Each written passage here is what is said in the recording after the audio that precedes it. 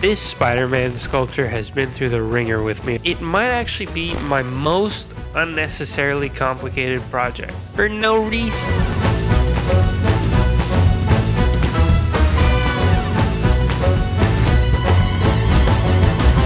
To explain, I need to go back to about a year ago. I had been sculpting every day for as much as possible because it was like my side hustle kind of thing, and I was trying to make it into a full-time gig. I was prepping him to bring to Comic-Con in Toronto, which I did last year. The goal was to finish him in a couple weeks and then bring him to Comic-Con and hopefully sell him. I didn't end up having the time for that. When I came back from Comic-Con, I was essentially burnt out because it just took the joy out of everything, and I was kind of starting to get a little tired about how hard I was on myself with all these projects and things. So Spider-Man was a work in progress, and then I just kind of broke one day and I decided, you know what, I'm done with sculpting. I'm gonna go be a writer or something. I don't know, I don't care, just not this anymore. About 6 months later, I'm walking past this desk which I had been avoiding. I see my unfinished project in a lump of clay, and I just kind of pick it up, and out of habit I just start adding some detail and having a bit of fun with it. And you know, by the time you know it, I had relit my passion for sculpture. Your boy was back.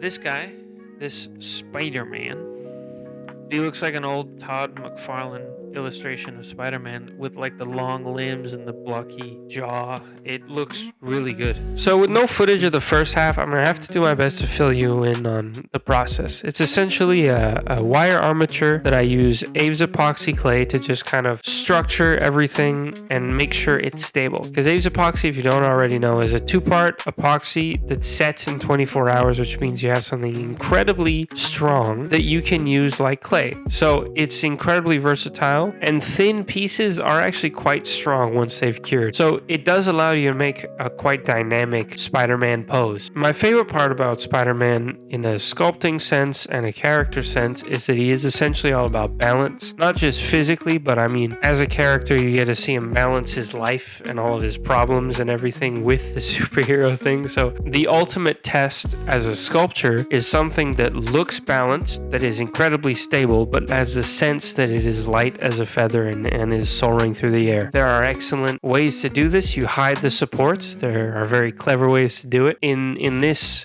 particular instance, I just kept it straight up in the air so that there's no real counterbalance going on. It's just the support is hidden in a storm cloud or some smoke from an explosion. You're supposed to kind of fill in the gaps that he's like soaring through the air. Maybe he's on an explosion, like his foot is touching the smoke of an explosion. I know that Sideshow Collectibles do that stuff really well. It kind of hides where the supports are for the statue. So I might do that. It also eliminates the need for webs as supports because they are supposed to be thin, and that means they're quite easy to snap. With the base nice and strong, it was all about making some anatomy. I wanted to lay on top of the epoxy and give him the kind of lean athletic physique that you kind of associate with Spider-Man, but he's also quite strong. So giving him the feel that he's athletic and flexible and lean, but also having the bulging muscular anatomy that is my favorite part in sculpting superheroes. So that was fun. It was just making sure that nothing overpowered anything. So like the thing that I really zeroed in on was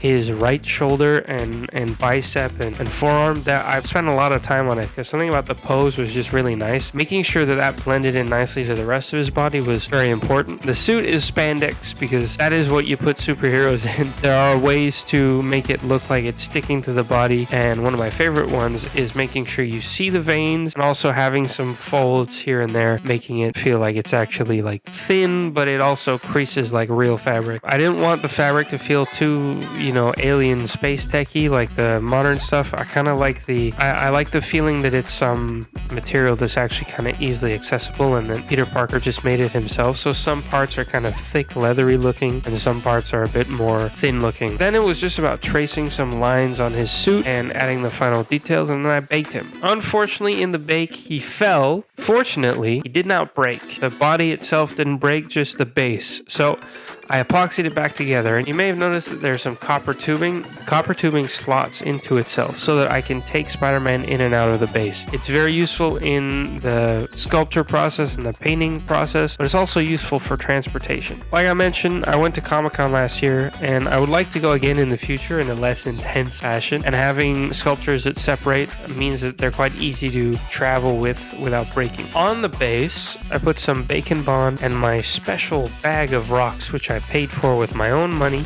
I would love to tell you that I stepped outside, picked some rocks up, and put it on the base. I didn't do that.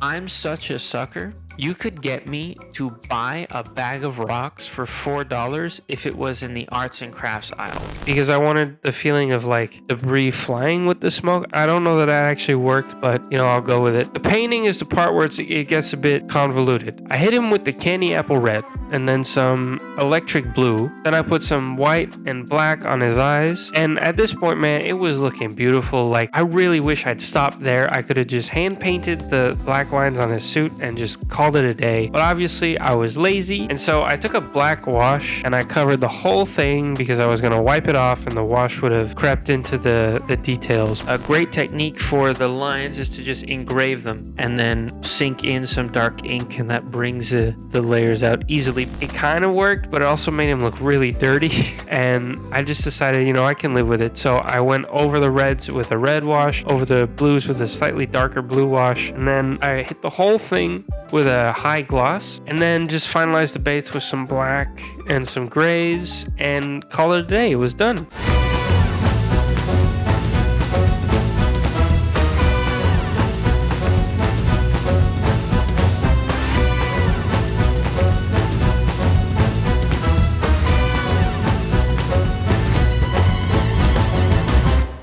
Just kidding. Look, I let it sit by itself for a bit after finishing it, and it just looked terrible. Like, I hated it. It felt strange. Like it was trying to be two things at once. Trying to be like the dark, grittier, like Andrew Garfield Spider-Man, but it was also like a comic book, and I didn't like it. So I hit him with the red again and with the blue, and then I painstakingly hand painted every single line on his suit like a psychopath. It took like 2 hours. After that, I hit it with some grayish blue on the electric blue, and it didn't really work. At this point, I was getting a bit frustrated, and then an epiphany occurred. All I did was go back to the old suit. I thought I'd go black because it would cover up the blues. I didn't like the blues. I don't think hitting it with a gloss helped. I think painting over the gloss took away from the detail. So adding the black really kind of took away the attention and made everything feel kind of sharp and clean. And miraculously, that actually saved it for me, and I'm actually really proud of this project. I also decided not to hit it with a gloss and keep it the kind of slightly glossy, not too shiny, and I think it works.